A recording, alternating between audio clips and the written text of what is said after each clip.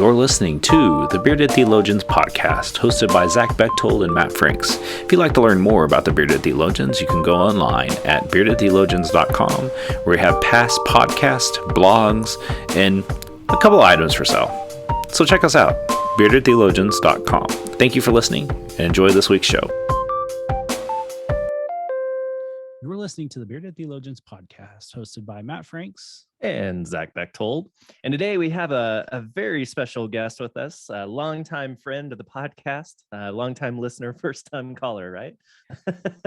Right on. We have the Reverend Mark Calhoun, who is District Superintendent of the Wyoming District of the Mountain Sky Conference, which is near and dear to me because that's where I serve. And all of my job is serving with Mark, but half of it's serving really closely with him. And so, man, Mark, we're glad to have you here and know that you've been an avid listener over the years and super glad to have you on.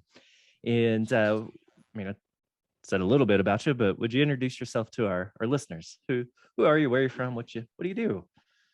You bet. Thanks, friends. It's great to be with you all today. Like you mentioned, I listen to the podcast. I do quite a bit of traveling as a district superintendent, so have ample opportunity to listen to you guys as I make my way down the road and listen and re-listen and rewind. And so I appreciate all that you guys do. It's certainly good to be with both of you today.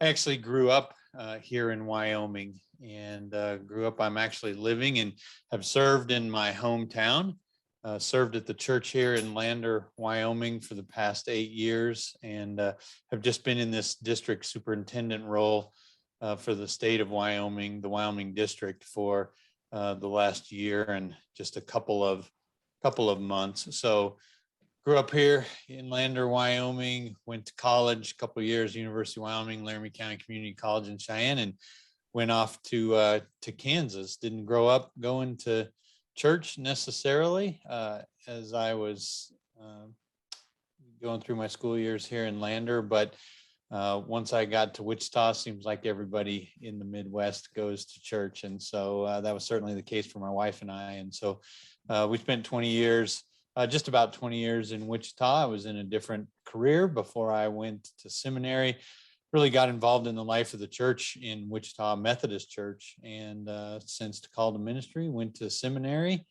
And when I graduated to seminary, I wanted to come back this direction. And so I was fortunate to come back and be appointed to a church in Northwest Montana. So I served there for 4 years before getting invited by the bishop at the time to come back to my hometown, to Lander, where I served as the pastor for 8 years. So certainly enjoy this new role and enjoy having the opportunity to support and encourage pastors and churches and work my way around the state. We have 38 churches here in the Wyoming District, so certainly enjoy that. Absolutely. And what I love about it is you and I come from really similar places. We didn't grow up dreaming about being pastors, right? About being in ministry. And I think that's one of the reasons why we work well together and enjoy working with you in those ways. But it also gives us a interesting perspective. This month, we're talking about Pastor Appreciation Month. We traditionally recognize that in the month of October, and wanted to get a handful of experiences from folks who are in just different areas of the church and who maybe grew up in the church or didn't grow up in the church and have found ourselves in these positions, right?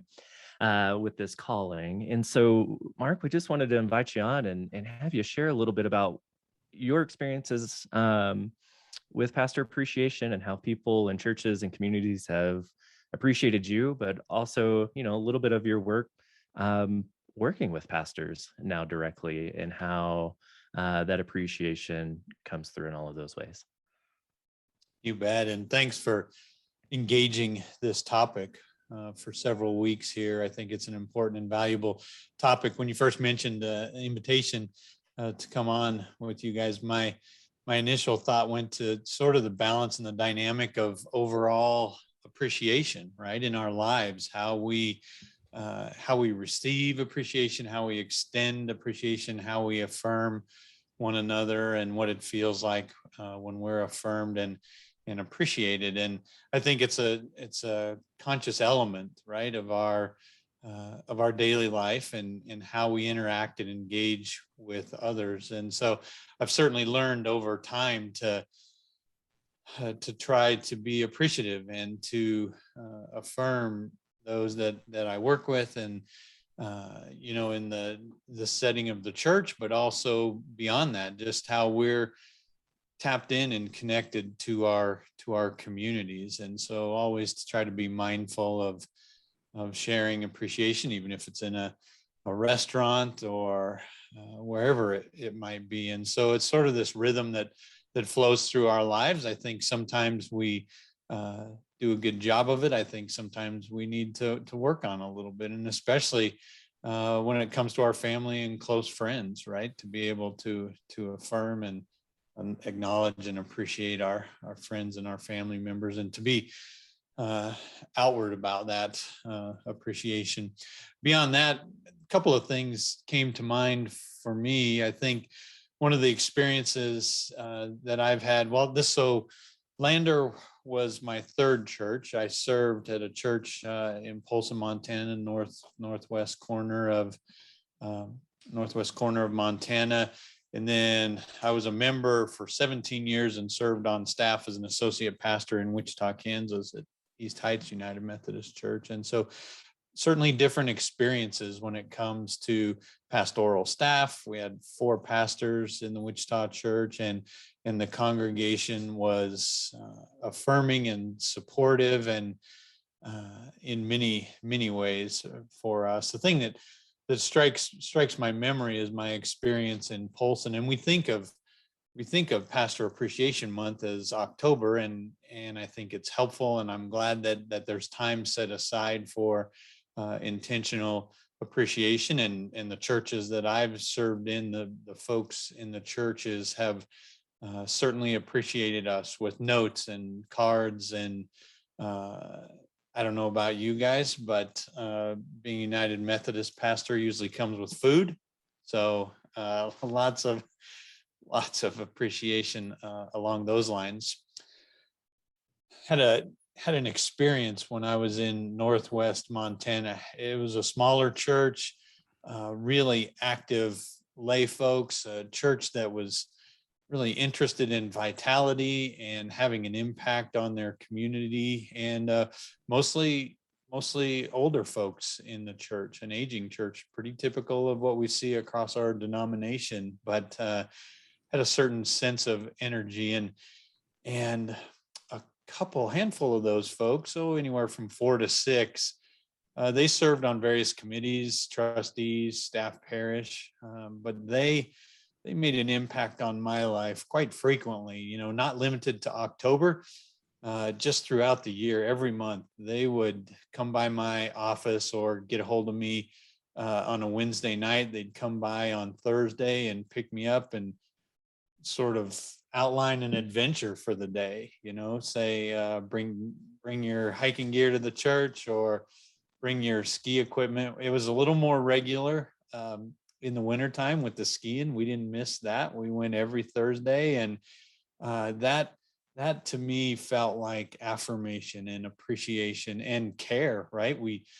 I don't know that we do a really good job of caring for ourselves. I know some clergy, some pastors do a good job or better job than others, but at least in my ministry and over my life, it's been something that I haven't really paid close attention to. So I've needed to have those folks, to be there and to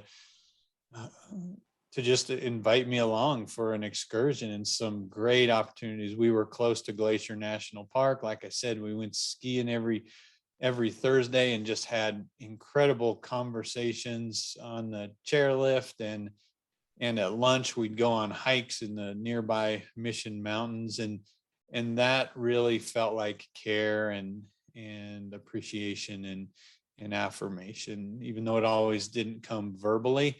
Just their attention, I think, to my care and well-being was something that stood out to me. I think that's important, Mark, that you lifted up the idea of the congregation. One of the ways that we can share Thanksgiving is sharing ourselves and listening to hearing congregations share themselves with you. That not only do we appreciate that opportunity, but it allows us to get to know the people too, and that can be kind of a reciprocal shared experience. And one of the things I know I've leaned into, particularly in these last two appointments, is if you can help take care of me, I can take care of you way better. And that doesn't have to be, that traditional gift of the money or whatever, but just simple, let me in and, let me be a part of your life and let me take a part of that joy. And there's some peace that, and relaxation that can come along with that. And I think that's important too for our congregations to hear that. I think sometimes when we think about pastor appreciation, we think of this big to do, or we think about that I kind of have a love-hate with this month, that it's like, it has to be done this month. Why can't it be something we embody throughout the whole year, that when this rolls around, it's nothing. It doesn't, it's just who we are. And that's always a fun thing to try to teach a congregation that. And I think that's where your role now as a district superintendent, you can help nurture those congregations into doing that a little bit, and understanding that better. And I think you have a great experience of understanding that to share with local congregations as they figure out how to care for their pastor with all that's going on in the world. Yeah, no, I love the invitation for them being intentional, especially in that church, of just coming and getting you, right? Hey, we're going. We're going to go do this. I had similar experience when I was up in Montana. It was folks came and got me from time to time, but it was very much the encouragement to go. Please don't sit in your office. We live an hour and a half from Glacier, right? We live 15 minutes from the mountain. There's a reservoir 10 minutes away. Please go and be wherever you need to be. And if we need you, we'll find you, and the daily and weekly encouragement of, hey, we saw your pictures on Facebook. We're glad you're enjoying it here. That for me was very deep appreciation, because for a lot of my ministry, I heard the other side of the conversation of, why weren't you in your office? What are you doing? What are we paying you to do? Why aren't you here? Type of stuff. And it's like, well, I am. I got to take a break. Can't do this 7 days a week. I need some time to be with my family and to be with myself. And those ways that people just encourage that space and time for you to be who you are. And I love that idea of people coming and picking you up and going. It's one that you and I've talked about quite a bit over the last couple of years, but there's something significant in being together in those ways, like Matt said, and just letting, not only people letting you in, but us as pastors letting people in to see the fullness of who we are. Yeah, listening to that, you reminded me, you said the word reservoir, and I it just slipped my mind that church in that town was on Flathead Lake, right? An incredible freshwater lake in Montana. And so multiple times throughout the year in the summertime, we'd get an invitation to go take a church member's boat out and just to relax and take in the environment and recover a little bit and get some energy back and walk along the shore. And a number of folks had shorefront property where their houses were, and just amazing places, lots of animals, lots of bears, lots of eagles, just lots of things to see. And so part of it was to be mindful. We live in incredible places, and just to be mindful wherever we're at, to take time to get out and appreciate what we have. The other thing that came to mind for me as an extension of the church, well, there's a couple things that came to mind, but the first one was what it means to have as pastors, as church leaders. We're leaders within our congregations and in the Methodist tradition to the churches that we're appointed to, but as an extension, we get to pastor communities, and we get connection within the communities that we live in. We get connections on multiple levels through mission work and through outreach and engagement in community opportunities that unfold all around us. And so, as I was thinking about this pastor clergy appreciation, that was one element that came to mind beyond being lifted up and affirmed by our congregations, because all three of us are aware and just of the work, right? This work that we do, and the spectrum of emotions, and the time commitment, and what it means to have our batteries run low. And so we have the folks in the congregation and the church to affirm us and to help encourage us in the work that we do. But beyond that, it's out in the community, right? And just to see people in the grocery store, and to hear on occasion those words, "We appreciate all you do for our community, and what you've done, and how you engage in the community." And so that's another level, right? And for me, coming back to my hometown, it's an interesting dynamic, right? Typically, when we go into a church setting, we have to learn a little bit about the culture and the context of a community and the nature of the church. And for me, I had the benefit of knowing about this culture and contact also on along the same lines everybody knew about me, especially in high school. And so when I got back here, my friends, I'd see them out and about and tell them we're back, and they'd say, "Well, what are you doing now?" And I'd tell them I'm a pastor, and it usually took 3 to 5 minutes for them to recover from that news. And but it was an opportunity to continue to build relationships. And so I don't think that we should take that for granted, right? That we make an impact in the communities. There are opportunities for us to affirm and acknowledge and appreciate those that we work with in the community, and it holds special meaning when folks offer that to us. It's encouraging, and it helps sustain us when we need to fill our tank a little bit. Mm-hmm. Absolutely. That's one of the places I find rest is in the community, right? Because often those interactions don't come with any expectation or any baggage or anything. It's one of the places I feel like we get to be ourselves fully, even more so than the church, because there's always kind of a hovering thing for a little bit as people get to know you. And that appreciation, and that there's just that space that our communities provide in that way. One, to let us in and accept us for who we are, but then to run with us when we bring crazy ideas about feeding people and reaching out and doing different things.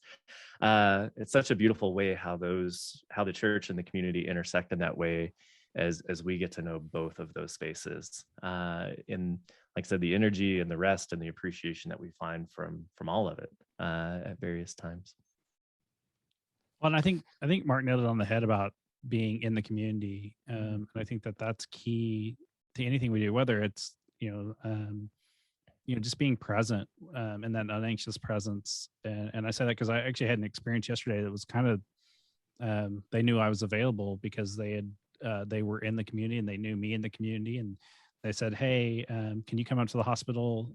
Need you to come pray with somebody. They don't have a pastor, and the family really wants someone to come and pray with them. And are you available?" And that wouldn't have never occurred had they didn't know that I was in the community. And I think that stuff is vital. And just hearing, the family, just so deeply appreciated me just dropping what I was doing and showing up. And I think that it goes back to what I said earlier about if we can care for our community and our congregations, if that's a reciprocal thing, like we share that experience. I think we both, both sides of the coin feel fulfilled in that, and that there's a sense of care on both sides of the congregation and the pastor. As we're talking, I'm thinking about what appreciation means in different seasons. And I think we'd all agree that this has been an interesting season over the last year and a half, with how we've had to navigate what mission and ministry looks like with things that are happening around us. And so there's an extra element, I think, at play to be mindful. And as Zach mentioned, he and I work together at the district level, and so he has obligations in his community and in his church to create space for people to encounter God and experience the kingdom of God firsthand. But also a part of that is how we support and care for and encourage the clergy that are in our particular area, in our district. And I think there's an opportunity for us to be mindful in those interactions, to start conversations by saying, thanks for all you do, and to be to try to be available and to be able to affirm what our pastors are doing in the life of the church, and how they're navigating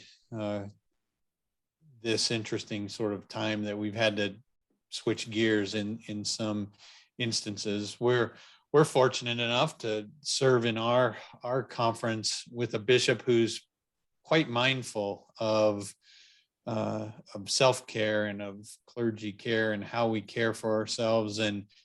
And boy, not a cabinet conversation goes by without bishop saying to us, how are you doing? How are your clergy doing? She's very mindful of that, and very affirming. And we're getting ready at a conference level. She's getting ready to send out a note to make sure that churches are aware. And I think that helps too, right? That the churches appreciate their pastors and care for their pastors, but a little bit of a reminder, I think, is helpful with some tips or some ways to celebrate, lift up, and affirm pastors. And so our bishop's really good at that. So we'll be circulating some of that information to the churches in our conference and throughout our district. And then part of it is just for Zach and I to be mindful and to check in and to close our conversations by saying,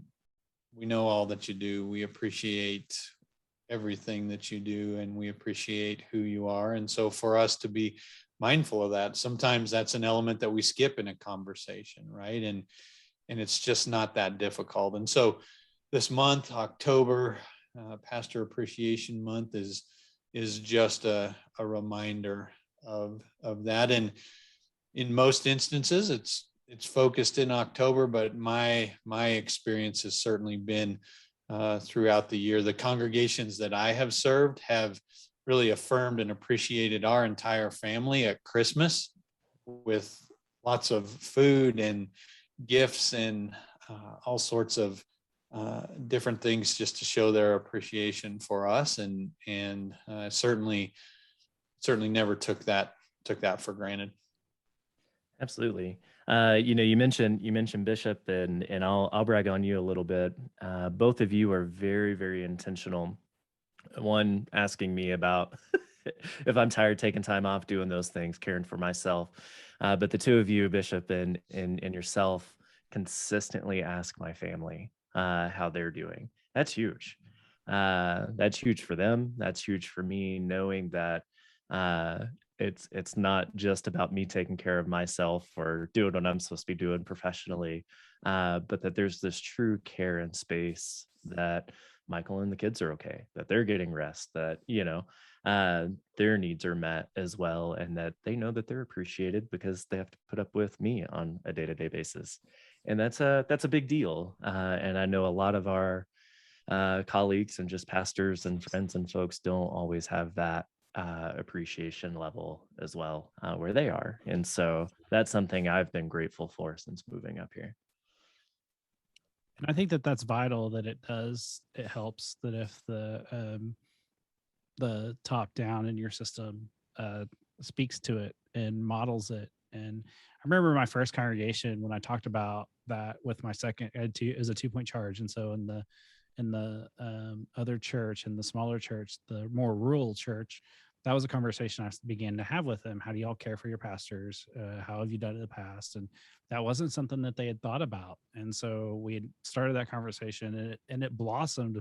By the time I left, they did an amazing job of tending to my family and myself. And but I also had a district superintendent that was kind of his thing too, is to make sure that is said. And I think when the churches hear it from outside of the pastor, it goes a long way. And I think that was, as Zach and I were kicking around this idea to do this, it helps to have that outside help to hear that for congregations. My hope is that there's some laity that hear this and like, how do we care for our pastor?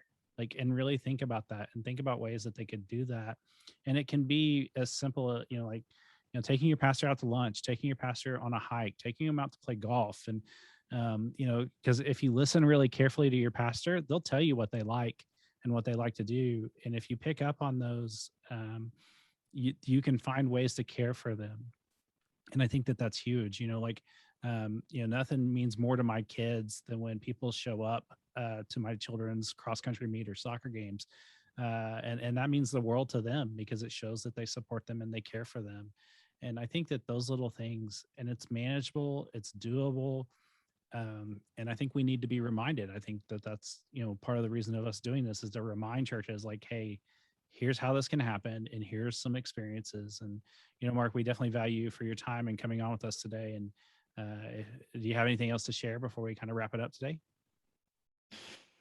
Well, I think just to say that what we've been talking about here in the last few minutes, just the idea and the notion of appreciating families and how that plays into it, and the roles that congregations play in the life of families. We're appointed as clergy folks to our churches, but we come with a family in many instances that makes sacrifices. And even for our single pastors, they have an extension of themselves that pay a little bit of a toll for this work and this role. And so I think that's just a valuable element to highlight how our families are cared for as well.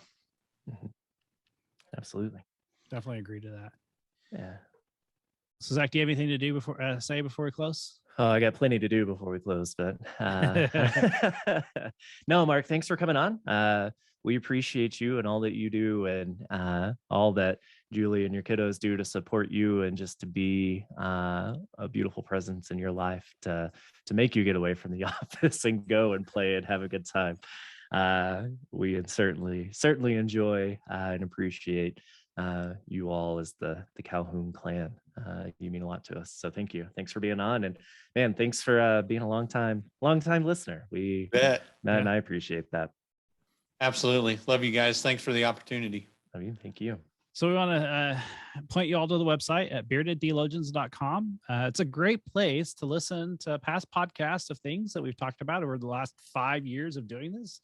And then, there is a shop button if you need a pastor appreciation gift that will come in by the end of the month.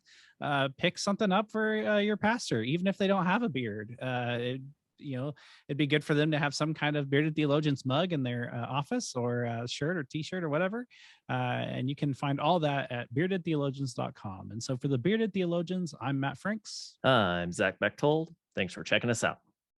First, guys, I want you to subscribe and like this video and push that thumbs up. Thank you for listening to the Bearded Theologians podcast. Don't forget to like, subscribe, and share on all social media outlets. You can check out old episodes and more information at beardedtheologians.com. Thanks for checking us out.